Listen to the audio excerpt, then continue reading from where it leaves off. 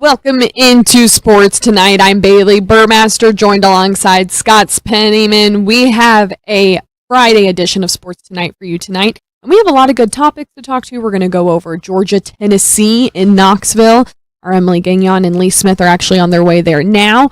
Georgia Tech is hosting Syracuse. They've had a very up and down season, so we'll discuss that a little bit. We'll go into some NFL storylines, the big one coming from Thursday Night Football between the Bengals and Ravens. Joe Burrow out for the season. Then we're going to get into some women's hoops drama, which Scott is going to give you the lowdown all on. Scott, how you feeling this Friday? I'm doing good. How about you, Bailey? I'm doing pretty dandy. Yeah. I know it's been a rough week for you, though, given the Browns situation. So just prayers and condolences, my friend. We won't talk about it. We've already talked about it, but let's dive into Georgia, Tennessee. That game will be at 3:30. Right here on Atlanta News First, CBS. You can tune in for that game at 3:30, and then we'll have your SEC wrap-up show. But, Scott, what are you expecting from this matchup with Tennessee? I'm expecting pain. I think the Vols are going to feel a lot of pain, the way Mr. T said, back in the day. Mm-hmm. Yeah, I look for this game, and when you watch these UGA games, they always seem to just follow the same script, right? I mean, when you look at it, UGA will come out, their defense, before they settle into the game, they'll give up an early touchdown. I expect Tennessee to probably hit an early touchdown on them, some sort of deep ball or something. Maybe Joe Milton hit somebody deep. Mm-hmm. The crowd will get into the game. They'll be psyched out thinking they have an actual chance to win the game. And then the offense of UGA will come down and get their touchdown that they normally follow up with. Their defense settles into the game, and they win 34-13. I mean, let's be real. That's the way these games have gone up to this point. I don't expect this game to be any different. To me, Tennessee has kind of been a disappointment from what I thought they were going to be headed into the season. I don't give them a lot of chance to win this game. This is going to follow the script of the rest of the UGA games up to this point. They'll win this game. The only team that I could really see beating UGA up before the end of the season is probably just Alabama in the SEC championship game. I mean, that's it, because there's absolutely no way they lose next week to Georgia Tech. So no, that's how it's going to go. You bring up a lot of good points, and I'll say this. I think now that we have a better idea of who Georgia is, I do think they three-peat. I just don't think there's anyone that's a team that's complete in a caliber as they are. I said that weeks ago, by the way. And listen, I'll give you your flowers. We like to give flowers when we can give them. I was right about Taylor Heineke, and we'll see if you're right. Yeah. I'm with you. I'm in the same boat where this is concerned. On top of that, I am intrigued to see if they can stop giving up opening drive touchdowns to the opposing team. Mm-hmm. They've done that a lot this season. I'm hoping they can fix that against Tennessee this week. So we'll see how that goes. I do want to talk a little bit about Carson Beck. How would you evaluate him to this point? I think he's been exactly what they need on offense, right? I mean, when you think about this UGA football team, when you think about how they play offense and what they are as a team, they don't need great play out of the quarterback position. Well, let me rephrase that. They don't need hero ball out of the quarterback position, right? They just need a quarterback who's going to come in, distribute the ball, get the ball in the hands of playmakers, don't turn the ball over, be smart with the football, and just let the defense kind of just do what it do, right? And I think that's what Carson Beck has done. I give him an A+ based on what they need from him out of that system, right?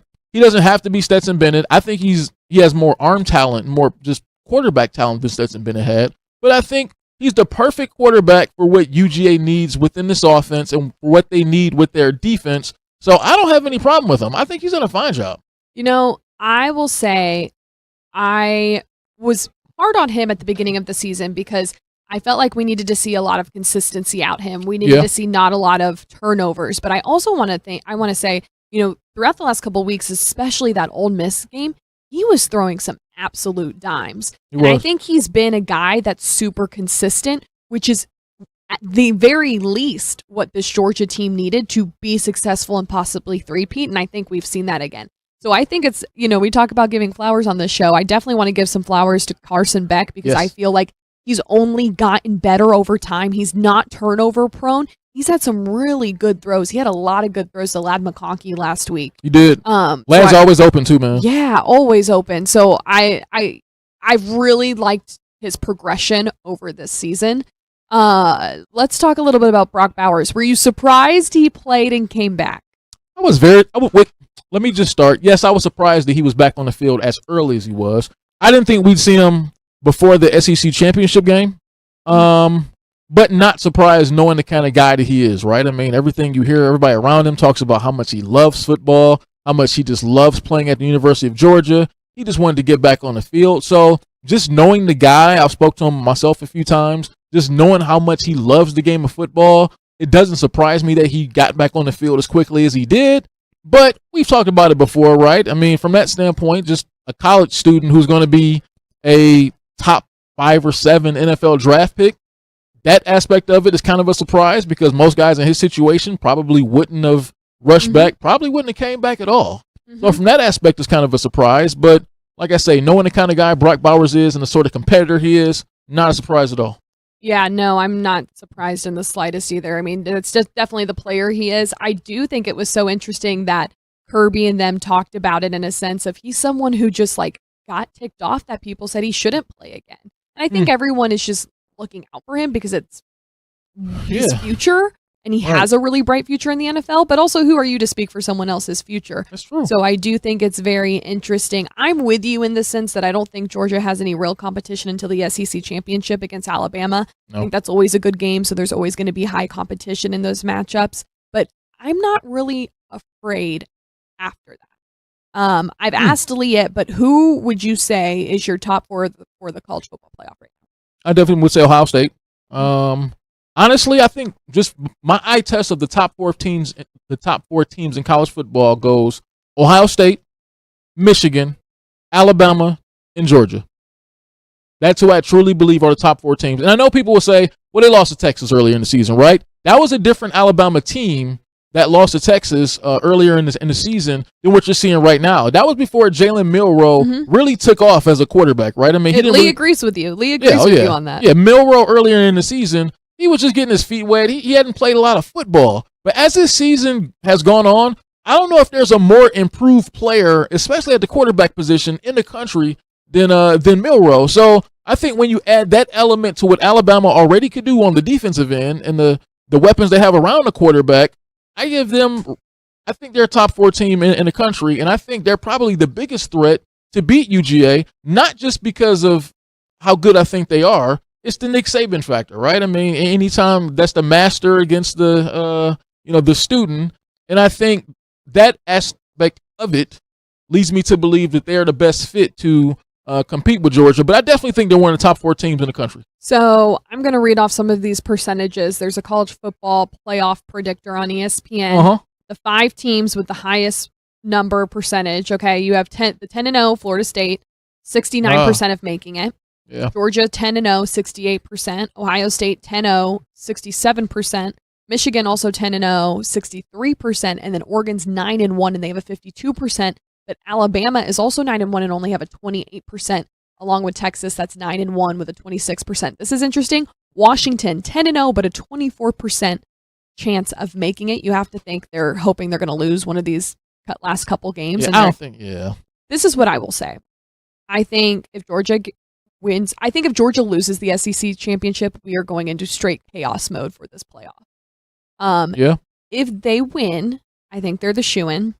I think Ohio State, Michigan will solely come down to the Big Ten championship between the two. Yep. Which I'm with you. I'm going Ohio State. Yeah. Lee says it's Michigan. Okay. I have not talked to Emily, but we'll have to get Emily's prediction there too. We'll ignore Lee. I do think Florida State gets in. The rest of their schedule should be probably decently easy, except when they play the ACC championship. Right. So that leaves that 4th spot. Once again, it's always pretty interesting. It should be Oregon if they went out. But look, chaos could ensue. Look, I'm kind of with you from this aspect. The final 4 teams that are going to be left standing, in my opinion, I don't think are necessarily the top 4 teams in the country because a few of these teams are going to cancel each other out. Alabama and Georgia, they could cancel each other out. We'll see. Michigan and Ohio State definitely will cancel each other out with that matchup. So let me be clear. I don't think that those are going to be the last 4 teams standing, but I do think that those are the best 4 teams in the country. And I excluded Washington because I just don't think they're on that level. Not a believer. I'm not really a believer. I'm a believer in their quarterback. Okay. Penix. I think he's the real deal, but just them as a team from top to bottom, no, I'm not a believer. Well, here's my next question. Are you a believer in Georgia Tech? No. Of course not. Why would I believe in Georgia Tech? I mean, How- I'm a believer in them being an average football team. I mean, they're average middle of the road. Can you six-win even? team. Here's what I'll say. I feel I sometimes push average with consistency, Mm-hmm. and I don't even think they have consistency. No. They have games where they blow the top off, whether it's at home against UNC. Yeah. What was the other big win? I'm blanking on. They beat Miami. But Well, then, they were gifted that one. Let's but be then real. you get throttled by Clemson and Bowling Green at home. Well, I told you that Clemson throttling was coming. You did. So it's been such an up and down season for Georgia Tech. I don't Yeah. even know what to make of it. They're 6th in the ACC right now. They have Syracuse at 8:00, a home game on Saturday. Obviously, they wrap up the season at home too for a 7:30 game against Georgia. That one's just going to be insane because it's the rivalry of Georgia Tech. Sure. But it's really been an interesting season for Tech, Scott. Yeah, I mean, they're a mediocre team. They're what they are, right? I mean, and that's okay at Georgia Tech, honestly. I mean, let's be real. I mean, coming from what they've come off of last few years, average is a step up. If they win 6 games this year, that's a win for where they're at right now. I don't think anyone expected them to seriously compete in the ACC or have a chance to win the ACC. They got a couple big wins this year. They beat a couple ranked teams, right? So that's a start for what Brent Key is trying to build over at Georgia Tech. Now it's just about building on it. So now you can become an 8-win team. And if you win 8 games every year at Georgia Tech, that man will be employed for the next 25 years. Let's be real. It's like my guy Kirk Ferentz up in Iowa. They can win 9 games a year. Kirk Ferentz has had that job probably since I was born, it seemed like, right? I mean, he's been at Iowa for 100 years. That How old would are be you? Brent Key. I'm 45. It seems like Kirk Ferentz has been there for 45 years, right? But I think that's what Brent Key is aiming for, right? That could be a nice, comfortable position for him if he wins 7 to 9 games every year. Yeah. He'll be good. I want to talk about some NFL storylines. The biggest one coming from Thursday Night Football last night, and that is Joe Burrow out for the season. I believe it's a torn ligament in his hand. Did you watch the game, Scott? I watched a lot of it. Yeah. So this whole thing that played out in the game, he was tackled. He comes to the sideline. He immediately goes to the tent. They're looking at his hand. He had a contraption on his hand prior to arriving. He goes. The worst thing to me was he goes to throw the ball, and I'm gonna try and do a motion here. Like, so I'm gonna throw this pen, and it's gonna come at the digital desk. So watch out. But how he goes to throw, and when he throws, it does like this number. He doesn't even get distance, and he just immediately grabs it and runs to the locker room. I thought it was really tough. Hard to win games that way, throwing the ball half a yard.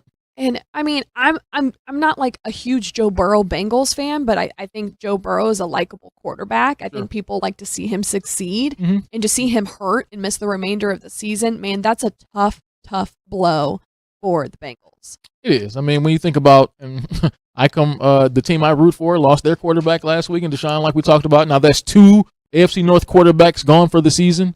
It's really rough. You know, I'm tempted to phone a friend right now. Our buddy Mark, right? Our buddy Mark, and see how he's hanging. He's in mourning. Look, I wasn't even going to reach out to him until like tomorrow or something. I mean, I'll reach out to him today because I don't care. But I would, that's what we need to start doing is cold calling people on this show and just checking on their mental health. It's going to be rough when their teams start to take a little dive. You were going through that earlier this week. But here's what I think is a little different for me, though, right? I believe Joe Burrow means everything to the Bengals, right? I mean, he's the one who elevates that team into a possible Super Bowl contender. I don't think the Browns are going to be a Super Bowl contender without Deshaun Watson, but I think the Browns can still make the playoffs without Deshaun Watson because they've been so used to playing without him that they've adjusted their gameplay and everything not necessarily. If we're being honest, though, with how the AFC North goes, I think either of those teams could theoretically still make the playoffs. I think the Bengals are dead. They're done. Well, I think the Browns are dead. They're out here working out Joe Flacco. Well, They're working out Joe Flacco. They said, "Hey, man, put the cane away, come out of retirement, come try out. Let's see what we have." Because PJ Walker and DTR are not getting it done. Well, let's be real. At this point in the year, there's not a guy sitting at home on the couch who's really going to help you. Let's be real, because what you have is what you have. Joe Flacco's a guy, he's won some games, so he can come in and maybe help you. Maybe the Bengals can pick up a guy like that. Maybe they can bring in a guy like that for Joe Burrow, but he does too much for that team for me to believe that they still have a chance. Have we seen a season where there has been this much quarterback drama. I want to read. So on ESPN, I mean, we've talked about the Browns. We've talked about the Bengals now. I want to read the top headlines for the NFL right now. Cousins plans to return, but Vikings' future is murky. Jets Wilson plans to rock despite elbow injury. QB needy Browns will work out Flacco. Hold on, there's another one. Tannehill returns to Titans as backup QB to Levis. Yeah. Like, there's so many different instances where there's quarterback issues. We didn't even talk about the Jets losing Aaron Rodgers. Yeah. There's so much. I mean, I feel like the only positive QB story right now in the league is CJ Stroud.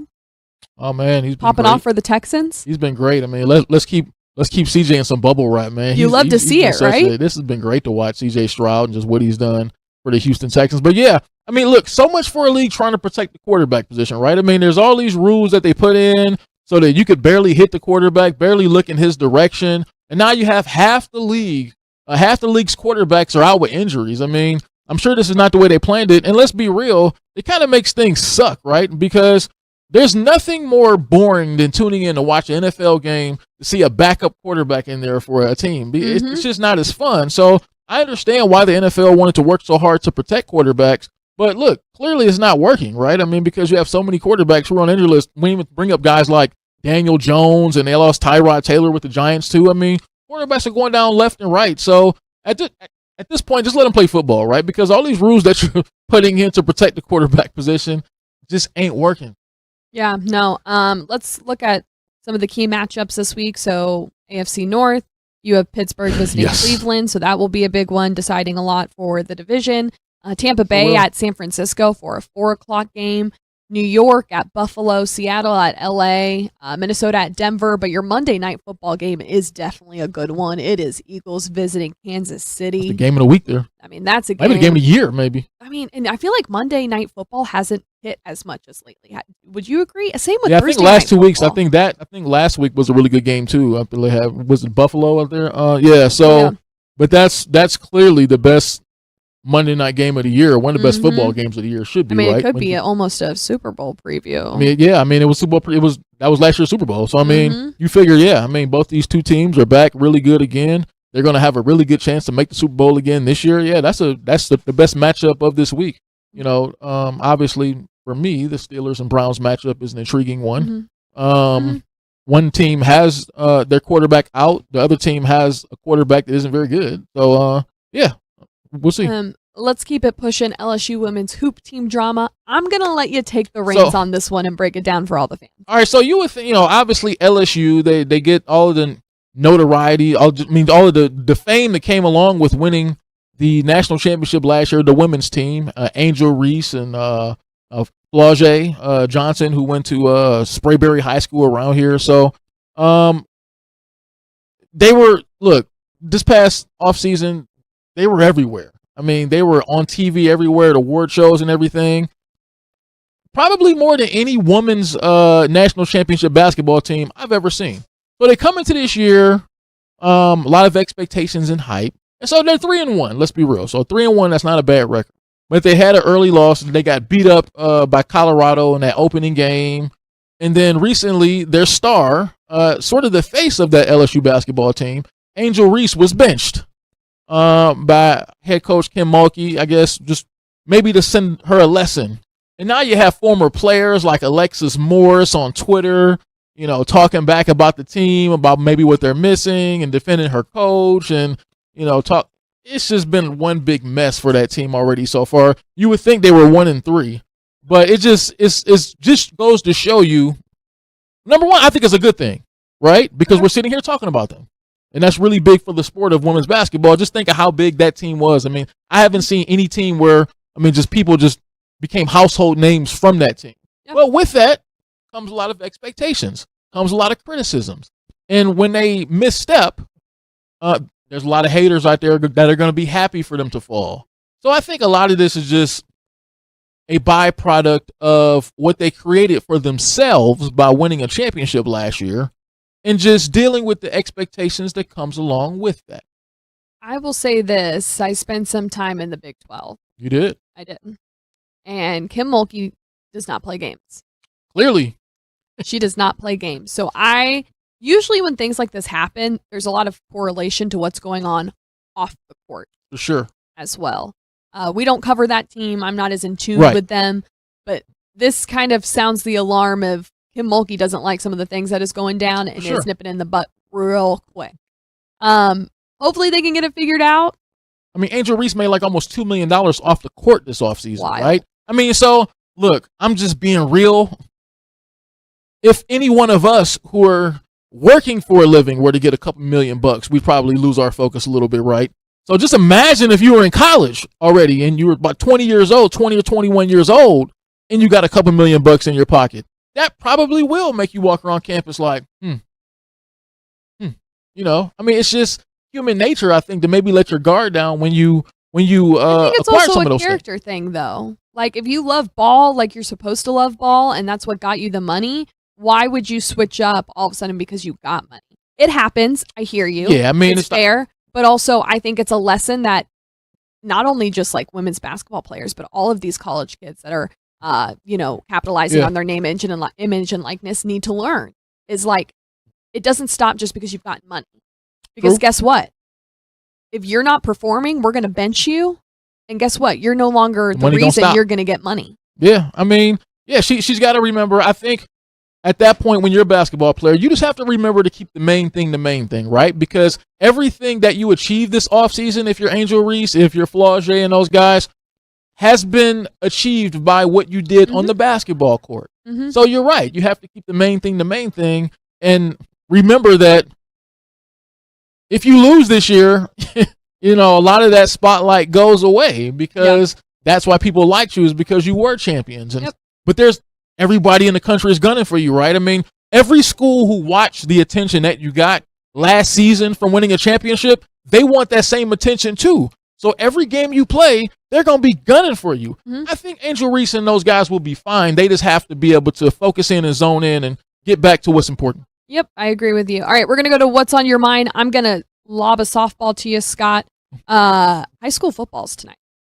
That's right. And a lot of key games out there. We got so yesterday I went to Milton High School. They have a big matchup with Collins Hill, who they beat earlier this season 27-13. But that doesn't necessarily mean anything come playoff time. And I went out there and talked to Coach Ben Reeves and a couple of his players to talk about their mindset headed into that big game. Check it out. You guys did win. But how much do you think that matters? Not a lot, and I hope, we've been preaching all week, it should not matter a lot to our players because they're 10 games better, 10 games more experience, as are we. So anything that happened that week is out the window. It has no bearing on what's going to go down tomorrow night. So we got to come ready to go because they're a much better team now than they were then. I know that for a fact, so we got to come ready. Where's your team's focus been this week? Just on us, just continuing to make sure that, we're not neglecting any of the small things, making sure that we're ready to play clean football. Sometimes late in the year, fundamentals can go out the window if you let them. So just perfecting our craft and making sure that we can do everything we need to do to give ourselves the best chance to win. You think about where you were early in the season at that point. You think about where you guys are now. How are you different? Yes, I mean, since then we've experienced 2 losses. And around here we call them lessons, not losses. But that really showed us some things that we had to get better at, some things that we needed to improve on. And we've done that, and we're a better team because of it. And just, tried to stack days, as they say, and just, see how good we can get, week 10, 11, 12 as we are now, and we'll find out tomorrow. So obviously nobody likes to lose any games, right? You want to win them all, but you guys did lose a couple. Yep. But sometimes that can be beneficial to you. It can maybe leave you battle tested, right? So, I mean, just those losses, what do you think they did for you? Yeah, for sure. Like I said, we call them lessons, and we want to make sure that, we're figuring out where our holes are early in the season, not in the playoffs when it's win or go home. And so, we don't like to lose. We want to win every game we can, but as long as we come out a better team from that loss, we can still gain something from it, and we did from both of those losses. And I think you can see that our plays improved since then, so hopefully it just continues to get better. And that's something I talked about with some of the other players early in the season. I know I was here for a game earlier this season. It seemed like you guys offensively weren't clicking the way you can. But you got to go in later and really got things sort of clicking. So how different are you now in that aspect? Yeah, I mean, sometimes on offense, and as a former play caller, it just takes a minute to get going. It takes a minute to get your groove, especially when you're working with new guys up front and they got to learn each other. And even as coaches, we're still trying to figure out what our wheelhouse is going to be. So we'll play around with this scheme, that scheme, and eventually we'll hammer and hone in on what we're best at when it means the most, region and playoffs. But we'll use those games just to get better and try some things out. And so there's a lot of reasons why we may not have been clicking early on, but we've got it figured out, and we just got to hopefully play clean and execute it. Well, my last question is, when you think about what you've seen from college Hill on film, what do you think they can hurt you? They're just defensively. Coach Swick, his staff does such a good job. They're really good in the box. Just the way they swarm the ball, run to the ball, the energy, the effort that they play with is something that we got to match. We can't come in half-stepping or sleepwalking, as they say, because they're going to play hard. They're going to get after it. And offensively, just like us, they've gotten a lot better offensively as well. I know game one, they didn't play their best game offensively, and we didn't either. So they perfected some things themselves. So we've got to play clean football and do what we do and just see where the chips fall. Okay, so we will have an update on that game.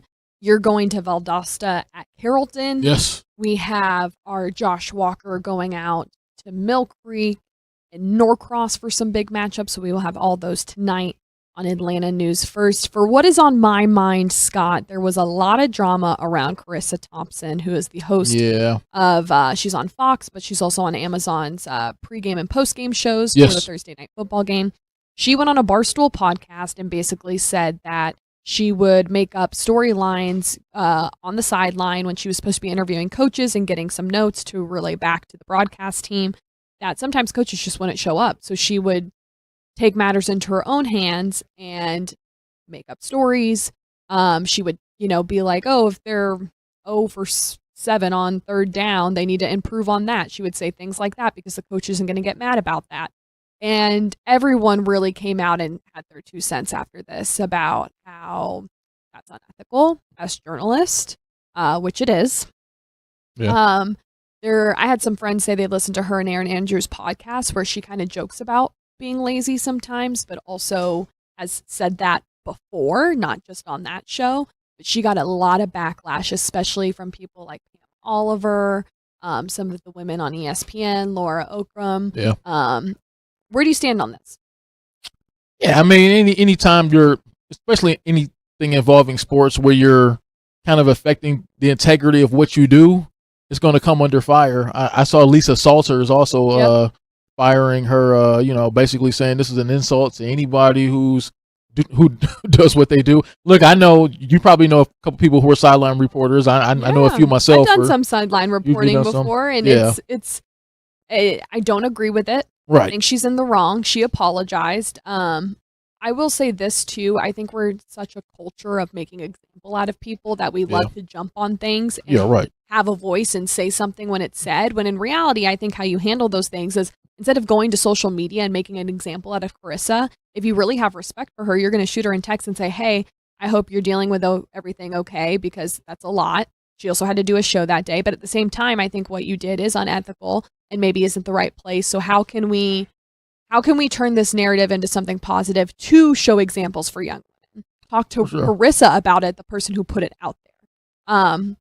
I think that's the way to approach it head on instead of everyone jumping to social media first. Because the only reason you're going to social media first is for clout and to be heard and feel like, oh, well, my opinion on this matters. The reality is no one really cares. Yeah. I'm going to be real. This isn't the first time I've heard this mentioned before about sideline reporters and maybe sort of making up things. So I mean, it's unfortunate. You don't want to believe it. I mean, that's the way it goes down, especially if reporter's not doing her job and doing what she's supposed to do. But she'll make it through this. She will make it through. And we'll probably have a deeper conversation about this eventually on Sports Tonight. But our time is coming to an end here. For Scott Pennington, I'm Bailey Burmaster. You guys can join us next week for your Sports Tonight. But for now, have a great night.